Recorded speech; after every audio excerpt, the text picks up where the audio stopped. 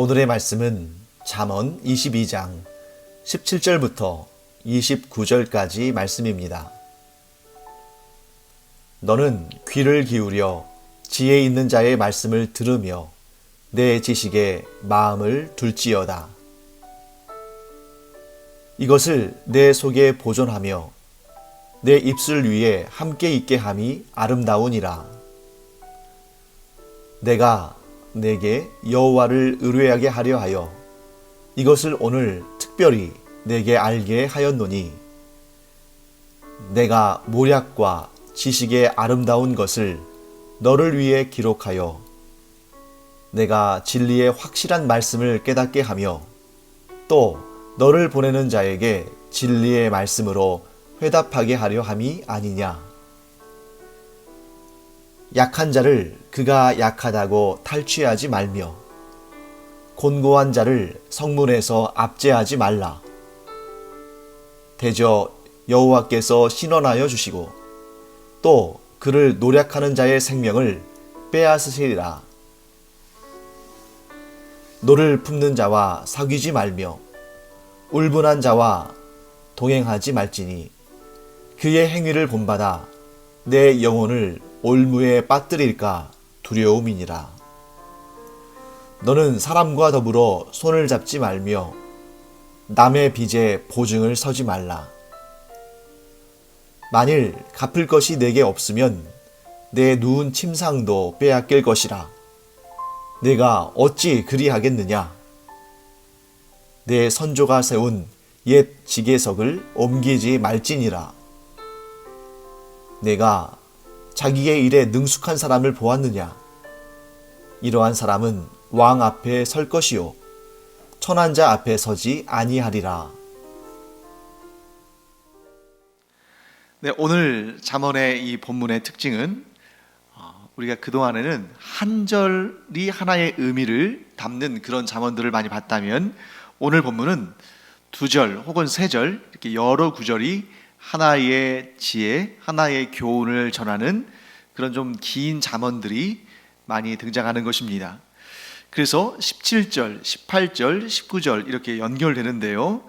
먼저 17절과 18절 말씀을 제가 한번 읽겠습니다. 너는 귀를 기울여 지혜 있는 자의 말씀을 들으며 내 지식을 마음에 둘지어다. 이것을 내 속에 보존하며 내 입술 위에 함께 있게 함이 아름다우니라. 네, 아멘. 자, 우리는 지혜의 말씀을 들어야 됩니다. 그리고 그 지혜를 가지고 있는 지혜자의 말에 귀를 기울이고 그 말을 들어야 합니다. 그리고 그가 전하는 지식을 마음에 두어야 합니다. 자, 이 잠언을 반대로 말한다면, 반대 상황으로 본다면, 지혜롭지 않은 자의 말에는 귀를 열지 말라.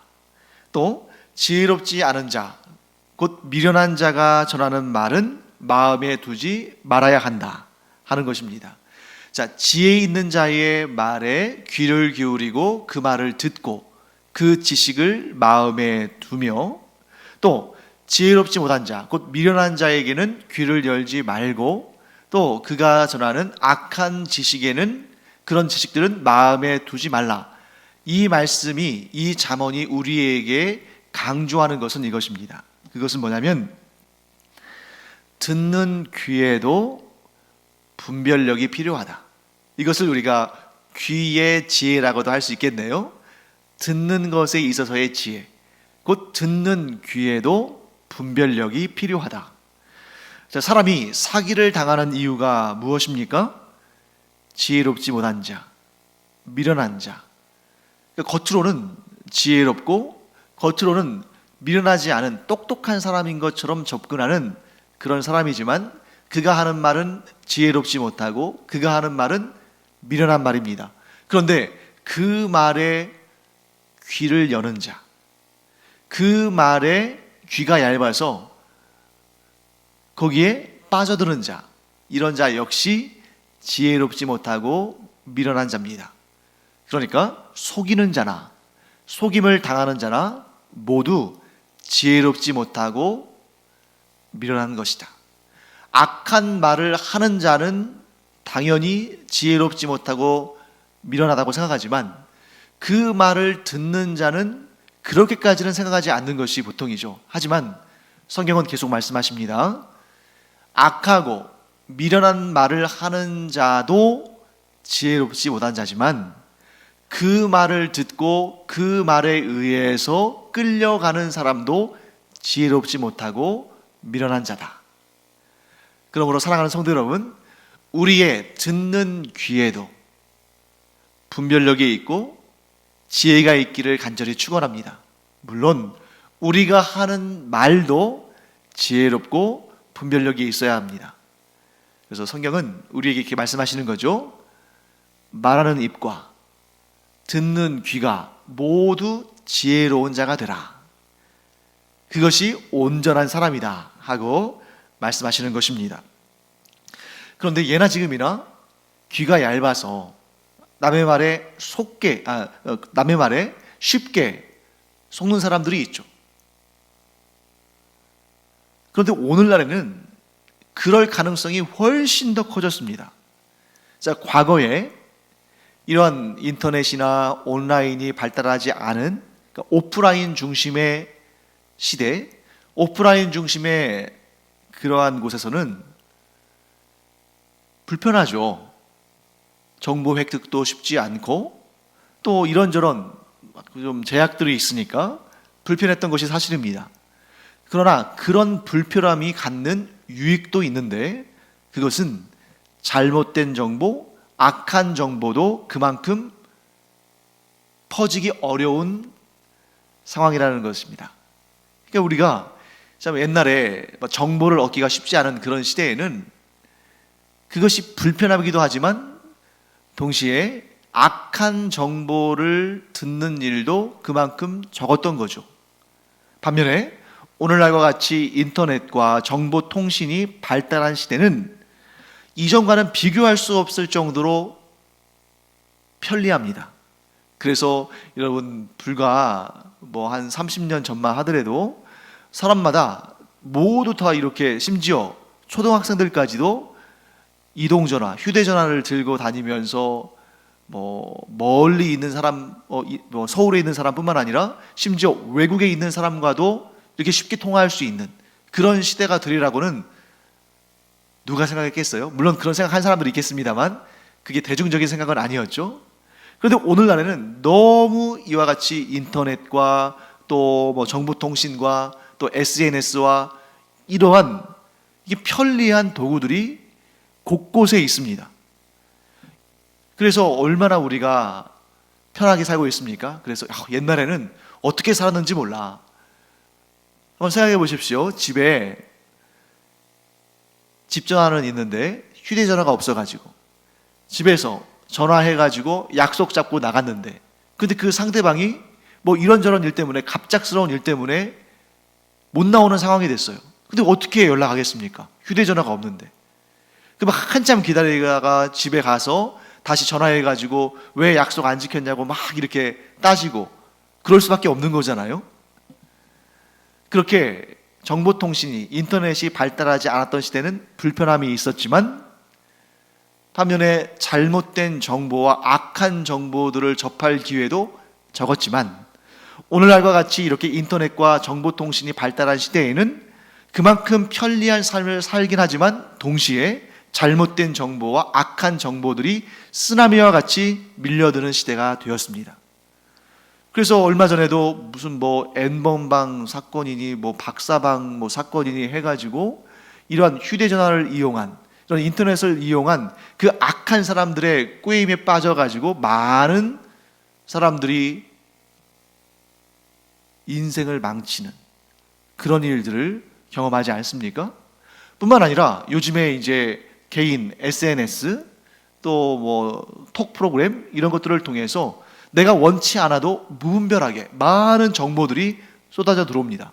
그래서 저도 가끔 가다가 이제 카카오톡이나 이런 데에서 제가 알지도 못하는 그런 사람들이 보낸 그런 영상이나 또 메시지나 이런 것들을 받을 때가 있는데 심지어는 제가 잘 아는 분이 보내준 이거 한번 보라고 보내준 그러한 메시지나 정보나 영상 가운데도 완전히 사실이 아닌 잘못된 정보, 또 아주 불순한 의도를 담은 그러한 내용들이 섞여 있는 경우들이 많이 있다는 거죠.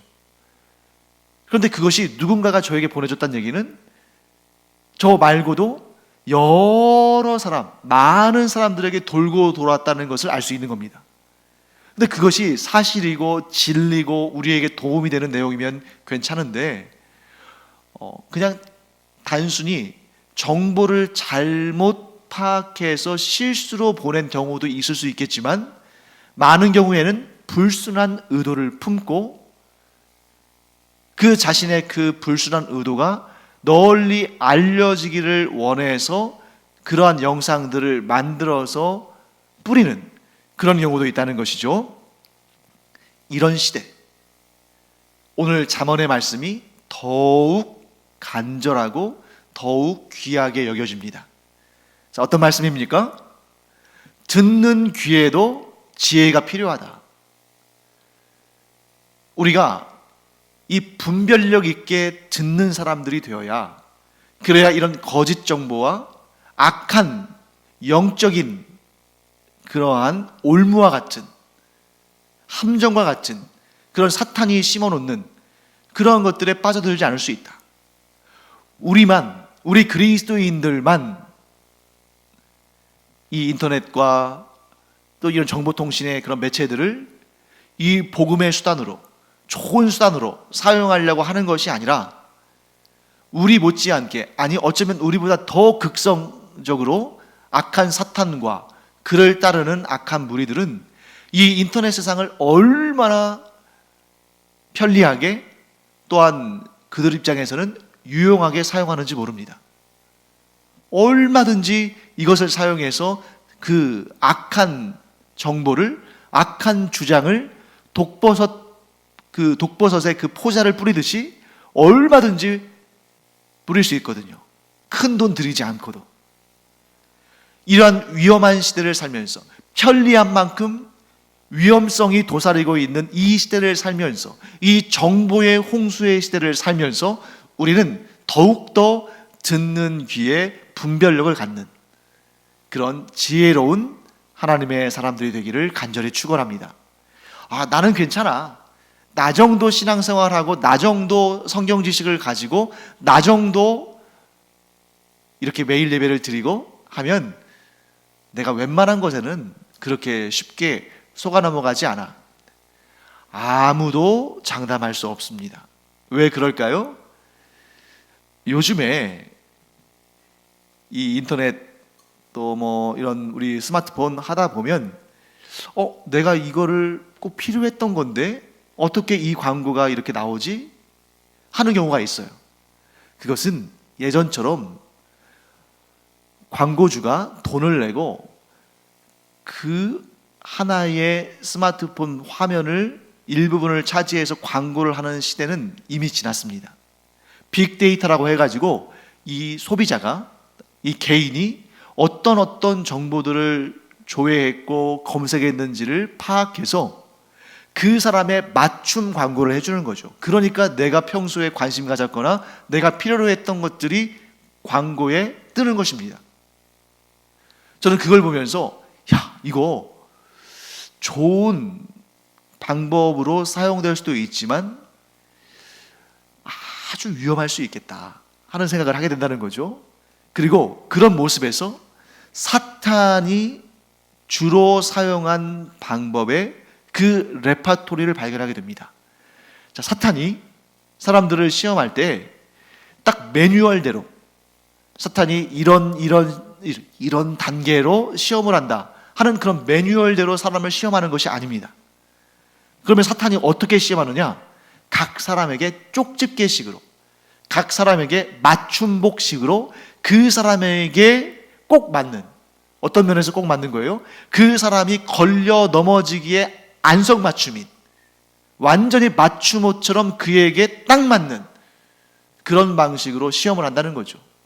뭐 예를 들면 음식 먹는 것에 취약한 사람에게는 음식을 통해서 시험을 하는 것이고, 시기와 질투심을 잘 이겨내지 못하는 사람에게는 시기와 질투심을 자극해서 시험을 하는 겁니다. 그 사람의 취약한 부분을 아주 집중적으로 정확하게 공략하는 거죠. 오늘날 맞춤 광고처럼, 빅데이터를 이용한 맞춤 광고처럼 사탄은 우리의 일거수일투족을 다 지켜보고 감시하고 판단하면서 우리가 어디에 취약한지, 우리가 여러 가지 중에 예를 들면 A라는 사람은 식욕이라는 부분에서 취약하지만 B라는 사람은 식욕에는 취약하지 않아요. 그러면 A라는 사람에 대해서는 식욕을 가지고 시험하지만 B라는 사람에게는 식욕을 가지고 사탄이 시험하지 않는 것입니다. 왜요? 그가 그 부분에 대해서 별로 취약하지 않으니까. 사랑하는 성도 여러분, 그렇기 때문에 오늘날 이 시대에는 우리가 하나님과 사탄의 세력 사이에서 어떤 것이 하나님의 뜻인가, 어떤 것이 사탄의 시험인가, 어떤 것이 진리의 말씀인가, 어떤 것이 사악한 사탄의 속삭임인가, 이것을 명확하게 분별할 수 있는 능력, 그것을 우리가 가져야 됩니다. 그 능력을 어떻게 가질 수 있을까요? 오늘 이 잠언이 설명하고 있지 않습니까? 지혜자의 말을 들어라. 지혜로운 자가 전하는 지식을 마음에 담아놔라. 사랑하는 성도 여러분, 이 잠언에서 말씀하는 지혜자, 물론 하나님의 말씀을 전하는 자라고 일반적으로 그냥 보편적으로 말할 수도 있습니다만, 우리가 모든 지혜의 왕, 모든 지혜의 근원이신 예수 그리스도의 그 가르침을 따라 예수님께서 우리에게 알려주신 그 생명의 길을 따라 예수님과 동행하면서 예수님께서 기뻐하시는 것을 나도 기뻐하고 예수님께서 싫어하시는 것을 나도 싫어하는 그런 삶을 살 때, 곧 날마다 자기의 십자가를 지고 예수님을 뒤따를 때 우리는 듣는 것에도 분별력을 가지고 말하는 것에도 분별력을 갖는 지혜로운 자가 될 줄 믿습니다. 그러면 잠언은 지금 계속해서 우리에게 지혜를 가져라, 지혜자의 말을 들어라, 지혜가 주는 지식을 마음에 담아놔라, 계속 이렇게 우리에게 지혜를 강조하죠. 우리에게 성경이 지혜를 강조하고 지혜를 가르치고 지혜의 말씀을 계속해서 주시는 그 목적이 무엇인가? 그 목적이 19절 말씀에 나옵니다. 19절 말씀 제가 한번 읽어보겠습니다. 내가 내게 여호와를 의뢰하게 하려 하여 이것을 오늘 특별히 내게 알게 하였노니. 자, 이 말씀에, 이 19절 말씀에 분명히 등장하죠. 지혜의 말을 전달하는, 지혜를 가르치는 그 목적이 무엇이냐? 분명히 등장합니다. 여호와를 의뢰하게 하는 것이다. 오직 여호와만 바라보고 오직 여호와만 의지하고 모든 길을 여호와께 의뢰하는 그것이 지혜의 목적이라는 것을 오늘 분명히 드러내고 있는 것입니다. 자, 오늘날 세상에 정말 너무나 많이 퍼져 있는 거짓 지혜자들과 거짓 지혜가 마치 쓰나미처럼 우리에게 몰려오고 있죠. 그래서 스스로 지혜롭다 하는 자들, 스스로 내가 지혜자다라고 말하는 자들이 뭐라고 우리를 미혹합니까? 나한테 와라, 나를 따르라, 그러면 성공한다, 그러면 건강해진다, 그러면 돈을 많이 번다, 그러면 큰 복을 얻는다, 그러면 영생 구원을 얻는다. 이렇게 스스로 지혜롭다고 말하는 사람들은 지금도 우리를 미혹합니다. 그래서 귀가 얇아서 그런 말에 귀가 솔깃해서 거기에 따라가면 그런 것들을 얻지 못할 뿐만 아니라 심지어 그 올무에 걸려서 인생을 망치게 된다 하는 것을 우리는 분명히 알아야 합니다. 그러나 19절 말씀은 우리에게 진정한 지혜의 목적을 말씀하고 있죠.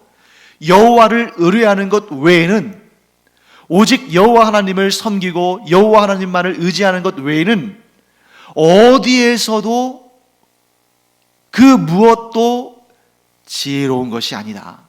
아무리 자기가 지혜롭다고 외치고 아무리 자기 안에 참 지혜와 참 지식이 있다고 부르짖어도 여호와 하나님을 의뢰하는 것, 우리 주 예수 그리스도의 마음을 갖는 것, 성령의 인도하심에 순종하는 것, 그것 외에는 진정한 지혜는 없는 것이다 하고 말씀하시는 것입니다.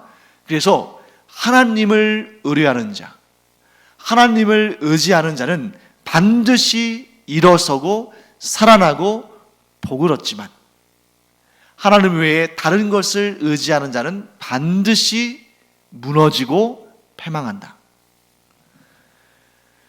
그래서 같은 맥락에 26절과 27절 말씀을 살펴볼 수 있습니다. 같은 맥락에서 제가 한번 26절과 27절 말씀을 읽어드리겠습니다. 너는 사람과 더불어 손을 잡지 말며 남의 빚에 보증을 서지 말라.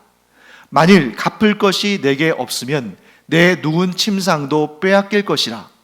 내가 어찌 그리하겠느냐.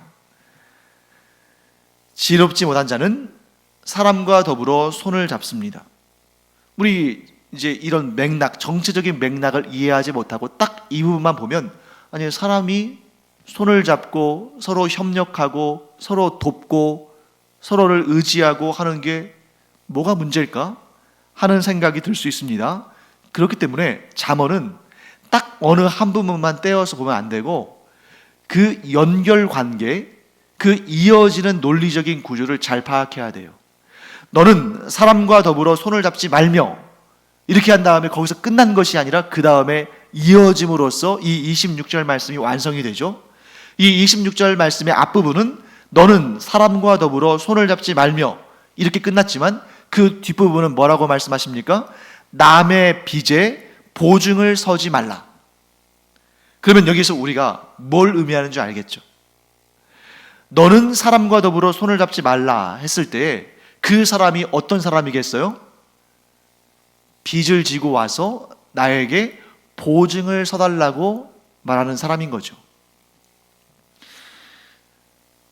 보증 서달라고 하는 사람, 빚 보증 서달라고 하는 사람과 손을 잡지 말라는 말씀입니다.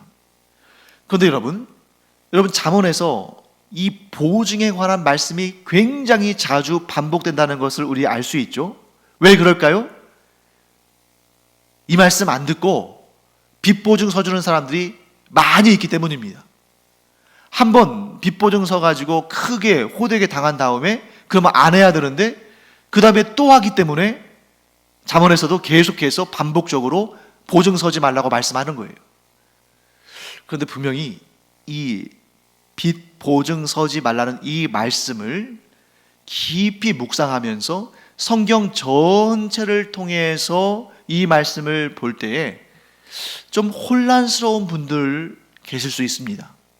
저도 마찬가지였습니다. 뭐냐면 하나님은 분명히 은혜와 긍휼과 자비가 풍성하신 분이시고, 그렇기 때문에 가난한 자, 빚진 자, 형편이 어려운 자들을 하나님은 불쌍히 여기십니다. 하나님만 불쌍히 여기시는 것이 아니라 우리에게도 이러한 어려운 형편에 있는 사람들을 긍휼히 여기고 그들을 도와주라고 말씀하십니다. 자, 그렇다면 가난한 자가 어쩔 수 없이 먹고 살기 위해서 빚을 졌고 그 빚에 대해서 나에게 와가지고 좀 보증을 서달라. 내가 지금 전당 잡힐 만한 것도 없어서 사람이 보증을 서줘야 되는데 당신이 제발 좀 저를 불쌍히 여겨서 보증을 서달라 했을 때, 아니 그것을 거부해서는 안 될 것 같고, 왜? 그 사람의 처지를 보니까 너무 불쌍해서. 그런데 도와주고 싶고 보증도 서주고 싶은데 또 잠언에서는 빚 보증을 서지 말라고 말씀하시고, 어떻게 해야 할까? 하나님의 말씀은 이웃을, 어려운 형편에 있는 이웃을 불쌍히 여기고 긍휼히 여기고 도와주라. 그 말씀 변함이 없습니다. 그런데 동시에 너 자신의 형편을 정확히 파악하는 현실 감각도 갖추어야 한다고 말씀하시는 것입니다. 가난한 자는 도와줘야 합니다. 그것이 하나님의 분명한 뜻입니다. 그러나 하나님께서는 뭐라고 말씀하시냐면 내가 너에게 준 것을 가지고 도와줘라. 너에게 지금 없는데 그 없는 것을 가지고 도와주려고 하지 말아라. 자, 보증을 선다는 것이 무엇입니까? 내가 지금 뭘 가지고 있어서 그걸 가지고 대신 갚아주겠다. 이게 아니라 내가 지금 나에게 가지고 있는 것은 없지만 내 통장에 잔고는 없지만 내가 이 사람 불쌍하게 여겨서 이 사람 보증 서주겠다 하고 없는 것을 가지고 그 사람을 돕는 것을 말하는 것입니다. 여기에서 하나님께서 금하시는 것은, 그래서 하나님께서는 뭐라고 말씀하시냐면 나에게 있는 것 중에서, 거기서 끝나는 것도 아닙니다. 나에게 있는 것 중에서 내가 줄 수 있는 것, 그러니까 내가 아낌없이 줄 수 있는 것. 그래서 이 사람이 빚을 못 갚아도 내가 가지고 있는 가운데 어느 정도를 그 사람의 보증 때문에 내어준다 하더라도 내가 감당할 수 있는 것, 내가 아깝지 않게 여기고 내어줄 수 있는 것, 그 정도 선에서 도와주라고 말씀하시는 것입니다. 하나님께서 우리에게 빚내서 도와줘라. 너의 통장의 잔고는 텅텅 비어 있는데 너의 신용을 가지고 없는 것을 가지고 도와줘라. 이렇게 말씀하시는 것이 아니라는 것이죠. 그래서 현실적으로 내가 지금 운용할 수 있는 자금이 없으면서 내게 지금 소유물이 넉넉한 것도 아닌데, 그리고 그나마 그걸 가지고 또한 내가 먹고 살고 가족도 또 부양하고 또 이런저런 일도 해야 되는데 그런 것들은 그냥 생각하지 않고 무작정 보증을 서주는 것, 이런 현실 감각이 없는 것은 하나님께서 기뻐하시는 일이 아니다. 마음이 착하다고 해서 무조건 능사가 아니다. 그 착한 마음은 분명히 좋은 것이고 어려운 형편에 있는 이웃을 돕고자 하는 마음도 하나님께서 귀하게 여기시지만 하나님께서 요구하시는 것은 무리해서 빚을 내서 가지고 있지도 않은데 도와주라는 말씀이 아니라 내가 기꺼이 이것을 희생할 수도 있는, 내가 기꺼이 이것을 헌신적으로 내어줄 수도 있는 그런 것을 가지고 이웃을 도와줘라 하고 말씀하시는 것입니다. 그래서 우리는 참 지혜는 어려운 형편에 있는 사람을 긍휼히 여기는 마음과, 그것만 있으면 안 되고 그 마음과 함께 내 형편과 사정을 정확히 직시하는 이 현실 감각이 어우러질 때 그것이 지혜다. 마음만 앞서서는 안 되고 내 현실의 상황도 돌아보면서 그 긍휼한 마음과 함께 내가 할 수 있는 것을 판단할 수 있는 분별력을 가지고 이 둘이 어우러질 때에 지혜로운 결정을 할 수 있다 하고 말씀하시는 것입니다. 그런데 우리는 때때로 우리가 좀 여유가 있어서 그래 내가 이거 그냥 줄 수도 있어 하는 마음으로 빌려준다거나 꾸어준다거나 보증을 설 수도 있지만 그렇지 못할 때가 많지 않습니까? 그러면 그때는 내가 도와줄 수 없으니까 참 어쩔 수 없다 하고 끝나는 것이 아니라 내가 소유물이 넉넉하든 내게 소유물이 넉넉하지 않든 우리는 항상 할 수 있는 일이 있습니다. 그것은 뭐냐면 나의 형편도 하나님께 의뢰하고 또 그 어려운 형편에 있는 사람도 하나님께 의뢰하는 그 기도가 있다는 거죠. 내가 무조건 내가 해결해야 한다는 마음을 갖게 될 때 남의 빚을 갚아주기 위해서 내가 빚을 내는 그런 지혜롭지 못한 일을 하게 되지만 그게 아니라 하나님께서 계신다. 하나님께서 이 모든 일들을 주관하신다 하는 마음을 가지고 나 자신의 삶에 대해서도 전적으로 하나님께 의뢰할 뿐만 아니라 그런 어려운 형편에 있는 사람에 대해서도 그를 하나님께 올려드리면서 그의 인생을 하나님께 의뢰하면서 그를 위해서 기도하는 것, 이것은 우리의 형편의 넉넉함과 부족함과 관계없이 우리가 항상 할 수 있는 일이다. 그래서 가장 큰 지혜, 모든 지혜의 근원은 여호와를 의뢰하는 것이다. 하나님을 의지하는 것이다. 모든 형편과 상황을, 나의 형편도 마찬가지고 내가 돕고자 하는 사람의 형편도 마찬가지고 그의 형편을 하나님께 낱낱이 고하고 하나님만을 의지하는 것, 여기에서부터 참 지혜가 나오는 것이다. 꼭 기억하기 바랍니다. 기도하겠습니다. 하나님께서는 저희에게 어려운 형편에 있는 이웃을 긍휼히 여기는 마음을 주셨습니다. 또한 하나님께서는 우리에게 우리의 삶의 형편을 정확하게 간파할 수 있는 그러한 현실 판단의 지혜도 주셨습니다. 이 두 가지가 잘 어우러져서 우리가 이웃에 대한 책임도 기피하지 않고 동시에 우리의 삶도 지켜낼 수 있는 그 길을 찾게 하여 주시옵시고, 그 길은 오직 여호와 하나님을 의뢰하는 것이다 하는 것을 깨닫고 참 지혜를 갖는 저희들 되게 하여 주시옵소서. 감사드리며 예수님의 이름으로 축복하며 기도합니다. 아멘.